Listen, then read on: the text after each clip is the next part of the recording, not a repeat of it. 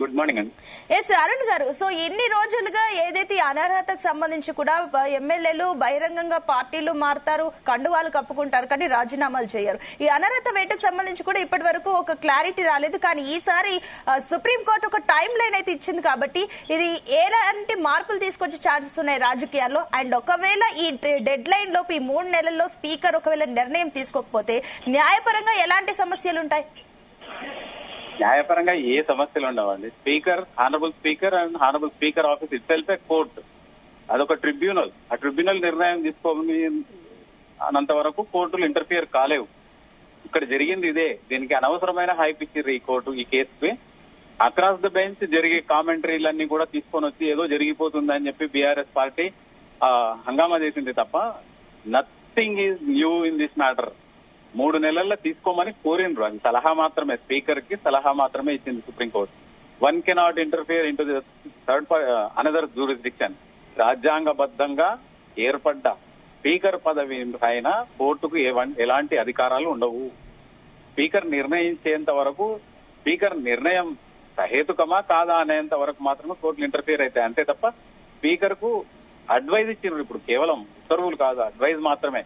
మీరు నిర్ణయం తీసుకోండి అని చెప్పి గౌరవంగా స్పీకర్ ఆఫీస్ ని కూడా గౌరవంగా ముగింపు పలికినారు. అంతేకాని ఇక్కడ అక్రాస్ ద బెంచ్ ఏదో జరిగిపోయిందన్నట్టు జరిగిన కామెంట్లన్నీ కూడా మీరు నిర్ణయం తీసుకుంటారా, మమ్మల్ని తీసుకోవాలా అని హైకోర్టు అన్నది అని చెప్పేసి అనవసరమైన హైప్ ఇచ్చిర్రు, ప్రజలకు హైప్ తీసుకొచ్చిర్రు తప్ప ఇందులో ఏ మాత్రం నిజం లేదు.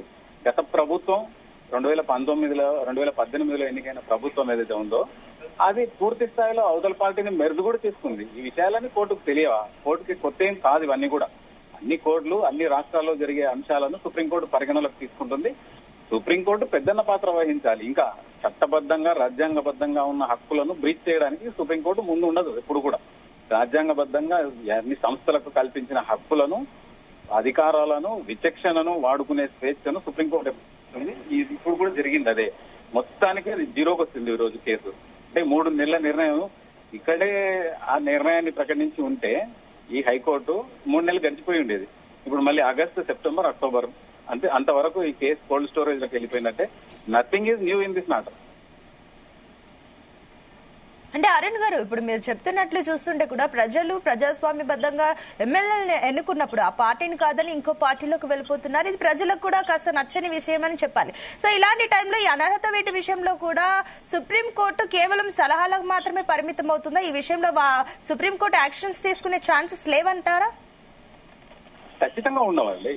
ప్రజలకు స్వేచ్ఛ ఉండి ప్రజలు ఏ విధంగా ఎమ్మెల్యేలను ఎన్నుకున్నారో ఎమ్మెల్యేలకు కూడా స్వేచ్ఛ స్వాతంత్రాలు ఉంటాయి కదా. అదే రాజ్యాంగం వాళ్ళకు కూడా స్వేచ్ఛను ప్రసాదించింది కదా. ఏదో అధికారంలో లేని పార్టీ కూడా ఇంకా దర్పం ప్రదర్శించాలనుకుంటే వాళ్ళ పైన వాళ్ళ ఫామ్ హౌస్ గేట్ల దగ్గర నిల్చోవాలి, ఇంటి గేట్ దగ్గర, నందినగర్ లో గేట్ దగ్గర నిల్చోవాలని ఎమ్మెల్యేలను కట్టడి చేసే పార్టీలో ఎవరు మాత్రం కొనసాగుతారు? ఎవరు కొనసాగడానికి ఇష్టపడరు. 100% ఆ పార్టీకి ఏదైతే హక్కులు ఉంటాయో ఆ పార్టీలో ఉన్న ఎమ్మెల్యేలకు, అందరూ ఎమ్మెల్యేలే. ఇప్పుడు 39 మంది బీఆర్ఎస్ పార్టీలో ఉన్న వాళ్ళు మొత్తం 39 మంది ఎమ్మెల్యేలే. అంతే తప్ప ఎవరికి ఎక్కువ హక్కులు ఉండవు. పార్టీ అయినంత మాత్రం పార్టీ ప్రజాస్వామ్యబద్ధమైన నిర్ణయాలు తీసుకున్నప్పుడు ఎమ్మెల్యేలు వాళ్ళు స్వేచ్ఛ వాళ్ళకు ఉంటది. వాళ్ళు ఖచ్చితంగా రాజ్యాంగబద్ధంగా వాళ్ళకు ప్రసాదించిన స్వేచ్ఛను వాళ్ళు ఎక్సర్సైజ్ ఎంత మాత్రం తప్పు లేదనేది ఈ తీర్పు క్లియర్ చేస్తుంది. అయితే అరుణ్ గారు, స్పీకర్ ముందు ఇప్పుడు ఎలాంటి అంశాలు ఉన్నాయని అనుకోవచ్చు? ఎందుకు ఇంత తాత్సారం జరుగుతుంది? ఎందుకు ఈ విషయంలో ఒక సంగతి ఏదైతే అనర్హత విషయంలో ఎటు తేల్చలేకపోతున్నారు? ఎందుకు అనుకోవచ్చు? 2009లో ఇదే టీఆర్ఎస్ పార్టీ అనర్హతకు సంబంధించిన కేసు ఫైల్ చేసినప్పుడు స్పీకర్ నిర్ణయాన్ని పూర్తి టెన్యూర్ అయిపోయిన తర్వాత ప్రకటించడం జరిగింది. అంటే స్పీకర్ కూడా బిల్లులు ప్రవేశపెట్టేది ఉంటది, వాటిని ఆమోదించుకునే అవసరం ఉంటది. వాళ్ళు ప్రభుత్వం తరఫునే పనిచేస్తారు కదా, వాళ్ళు సొంతానికి అయితే పని చేయరు. వాళ్ళకి వచ్చేది కూడా ఏం లేదు. ఈ అనర్హత పిటిషన్ ను పెండింగ్ పెట్టినా స్పీకర్ కు వచ్చే గుర్తింపు ఉండదు, ఆయనకు వచ్చే నష్టం కూడా ఉండదు. ప్రజాస్వామ్యబద్ధమైన నిర్ణయాలు తీసుకోవాల్సినప్పుడు సరైన సమయం అవతల సైడ్ కి ఇవ్వడం అనేది మ్యాండేటరీ అన్నమాట. అదే దాన్నే ఇక్కడ ఇప్పుడు ఉన్న స్పీకర్ కూడా పాటిస్తున్నట్టు అర్థమవుతుంది.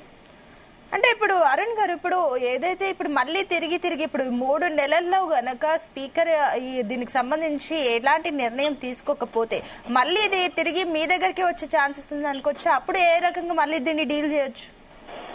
మొదటి నుంచి ప్రారంభించాల్సి వస్తుంది. అప్పుడు మళ్ళీ మీరు చెప్పినట్టు మూడు నెలల సమయంలో స్పీకర్ నిర్ణయం ప్రకటించలేదు కాబట్టి ఏదో ఒకటి ఆఫీస్ నోట్ పుటప్ అయితే ఖచ్చితంగా ఉంటది. 3 నెలల్లో నేను నిర్ణయం తీసుకోవాలని ప్రయత్నం చేసినా, ఈ అంశాల మీద చర్చ కూర్చున్నా నేను అడ్వకేట్ జనరల్ సలహా తీసుకోవాల్సి ఉంటది అని చెప్పి ఆయన రాసి పంపిస్తే అది కేసు అక్కడ అంతే తప్ప ఏదో అద్భుతాలు జరుగుతాయని మాత్రం ఆశించడానికి వీల్లేదు. అంటే అరుణ్ గారు, ఈ విషయంలో ఏమైనా డెడ్ లైన్ విధించే అవకాశం ఉందా? డెడ్ లైన్ విధించిన తర్వాత కూడా ఒక నిర్ణయం తీసుకోకపోతే అప్పుడు ఎలా ఉంటుంది? విశేష విచక్షణాధికారాలు ఉంటాయి స్పీకర్ ఆఫీస్. ఆయనకి ఏ విధంగా అంటే రాజ్యాంగాన్ని తయారు చేసేదే కదా అసెంబ్లీలు, పార్లమెంటు, అదే వేదికలు కదా, అక్కడే కదా నిర్ణయాలు సెక్షన్లు తయారు చేసేది, యాక్టులు తయారు చేసేది, పొందుపరిచేది అసెంబ్లీ, పార్లమెంటే. అక్కడ స్పీకర్ ఉండే విశేష విచక్షణాధికారాలతోనే రాజ్యాంగబద్ధంగా ప్రజలకు అనుకూలమైన నిర్ణయాలు, ప్రజలకు అనుకూలమైన చట్టాలు తయారైతాయి తప్ప దాని మీద టైం ఫ్రేమ్ విధిస్తే జరిగేది నష్టమే తప్ప ఉపయోగం అయితే ఖచ్చితంగా ఉండదు. రైట్ అరుణ్ గారు, thank you for the update.